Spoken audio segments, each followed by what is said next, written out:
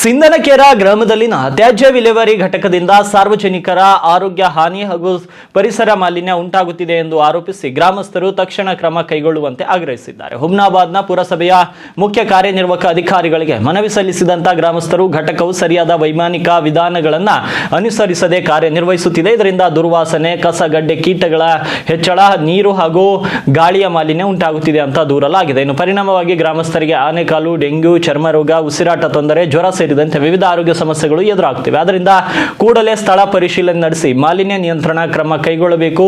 ಹೊಣೆಗಾರ ಅಧಿಕಾರಿಗಳ ವಿರುದ್ಧ ಕಾನೂನು ಕ್ರಮ ಜರುಗಿಸಬೇಕು ಹಾಗೂ ತ್ಯಾಜ್ಯ ವಿಲೇವಾರಿ ಘಟಕವನ್ನು ಸ್ಥಳಾಂತರಿಸಬೇಕು ಅಂತ ಗ್ರಾಮಸ್ಥರು ಒತ್ತಾಯಿಸಿದ್ದಾರೆ.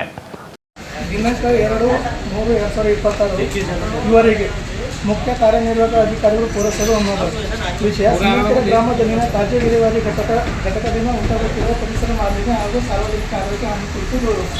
ಮಾನ್ಯರೇ, ಈ ಮೇಲ್ಕಂಡ ವಿಷಯಕ್ಕೆ ಸಂಬಂಧಿಸಿದಂತೆ ಸಿಂದನಕೆರೆ ಗ್ರಾಮದಲ್ಲಿನ ತ್ಯಾಜ್ಯ ವಿಲೇವಾರಿ ಘಟಕವು ಸರಿಯಾದ ವೈಜ್ಞಾನಿಕ ವಿಧಾನಗಳನ್ನು ಅನುಸರಿಸದೆ ಕಾರ್ಯನಿರ್ವಹಿಸುತ್ತಿದ್ದು ದುರ್ವಾಸನೆ, ಕಸಗಡ್ಡೆ, ಕೀಟಜೀವಿಗಳ ಹೆಚ್ಚಳ ಹಾಗೂ ನೀರು, ಗಾಳಿಯ ಮಾಲಿನ್ಯ ಉಂಟಾಗುತ್ತಿದೆ. ಇದರಿಂದ ಗ್ರಾಮಸ್ಥರಿಗೆ ಆನೆಕಾಲು ರೋಗ, ಡೆಂಗ್ಯೂ ರೋಗ, ಚರ್ಮ ರೋಗ, ಉಸಿರಾಟ ತೊಂದರೆ, ಜ್ವರ, ಅಸ್ವಸ್ಥತೆ ಮುಂತಾದ ಆರೋಗ್ಯ ಸಮಸ್ಯೆಗಳು ಎದುರಾಗುತ್ತಿವೆ.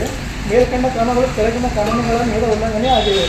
ಎನ್ವೈರನ್ಮೆಂಟ್ ಪ್ರೊಟೆಕ್ಷನ್ ಆ್ಯಕ್ಟ್ ಸೆಕ್ಷನ್ 7 ನಿಗದಿತ ಮಾನದಂಡ ಮೀರಿದ ಪರಿಸರ ಮಾಲಿನ್ಯ ನಿಷೇಧ, ಸೆಕ್ಷನ್ 15 ಉಲ್ಲಂಘನೆ, ಜೈಲು ಮತ್ತು ದಂಡ ಶಿಕ್ಷೆ.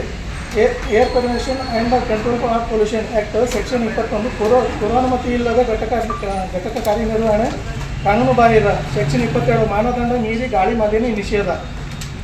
ಸಾಲಿಡ್ ವೇಸ್ಟ್ ಮ್ಯಾನೇಜ್ಮೆಂಟ್ ರೂಲ್ 15 ಸ್ಥಳೀಯ ಸಂಸ್ಥೆಗಳ ಜವಾಬ್ದಾರಿ, ರೂಲ್ 16 ವೈಜ್ಞಾನಿಕ ವಿಲೇವಾರಿ ಕಡ್ಡಾಯ. ಆದರೆ ಪ್ರಸ್ತುತ ವಿಧಾನವು ಸಾರ್ವಜನಿಕ ಆರೋಗ್ಯಕ್ಕೆ ತೀವ್ರ ಅಪಾಯ ಉಂಟು ಮಾಡುತ್ತಿದೆ. ಅದರ ಕುರಿತು ತಕ್ಷಣ ಸ್ಥಳ ಪರಿಶೀಲನೆ ನಡೆಸಬೇಕು, ಮಾಲಿನ್ಯ ನಿಯಂತ್ರಣ ಕ್ರಮ ಕೈಗೊಳ್ಳಬೇಕು, ಹೊಣೆಗಾರ ಅಧಿಕಾರಿಗಳ ವಿರುದ್ಧ ಕಾನೂನು ಕ್ರಮ ಕೈಗೊಳ್ಳಬೇಕು, ತ್ಯಾಜ್ಯ ವಿಲೇವಾರಿ ಘಟಕವನ್ನು ಸ್ಥಳಾಂತರಿಸಬೇಕು. ಇಲ್ಲವಾದರೆ ಸಿಂದನಕೆರೆ ಗ್ರಾಮಸ್ಥರು ಮೇಲಾಧಿಕಾರಿಗಳಾದ Karnataka state pollution control board ಹಾಗೂ ಮಾನ್ಯ ಹೈಕೋರ್ಟ್ ಮುಂದೆ ಸಾರ್ವಜನಿಕ ಹಿತಾಸಕ್ತಿ ಅರ್ಜಿ ಸಲ್ಲಿಸಬೇಕಾಗುತ್ತದೆ ಮತ್ತು ಪುರಸಭೆ ಹುಮ್ನಾಬಾದ್ ಅಧಿಕಾರಿಗಳ ವಿರುದ್ಧ ಪೊಲೀಸ್ ಇಲಾಖೆಯಲ್ಲಿ ಎಫ್ಐಆರ್ ದಾಖಲು ಮಾಡಬೇಕಾಗುತ್ತದೆ. ಈ ದೂರವನ್ನು ಗಂಭೀರವಾಗಿ ಪರಿಗಣಿಸಿ ತಕ್ಷಣ ಕ್ರಮ ಕೈಗೊಳ್ಳುವಂತೆ ವಿನಂತಿ.